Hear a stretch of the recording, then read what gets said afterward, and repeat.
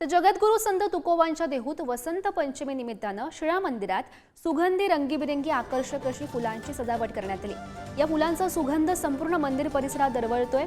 तर तुकोबांच्या चरणी लीन होण्यासाठी मंदिरामध्ये भक्तांची मांदियाळी दिसून आलेली आहे आणि याच शिळा मंदिराच्या सजावटीचा आढावा घेतलाय आमचे प्रतिनिधी सागर शिंदे यांनी। पाहूयात। वसंत पंचमी निमित्त संत तुकाराम महाराजांच्या देहूमध्ये तुकाराम महाराजांचा जन्मोत्सव साजरा केला जातोय। त्याच निमित्त गेल्या 5 दिवसापासून या ठिकाणी विविध कार्यक्रमांचे आयोजन देखील करण्यात आलेले आहे।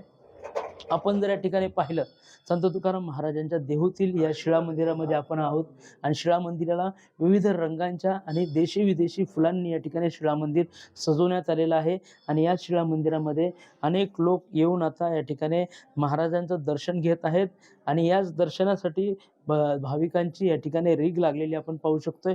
खरं तर विविध रंगांच्या या फुलामध्ये आणि विविध कार्यक्रम संत तुकाराम महाराजांच्या मंदिरामध्ये होत असताना आपण पाहू शकतोय आणि याच आध्यात्मिक या वातावरणामध्ये सर्व लोक या ठिकाणी येऊन संत तुकाराम महाराजांचं दर्शन घेत असताना आपल्याला दिसून येत आहे।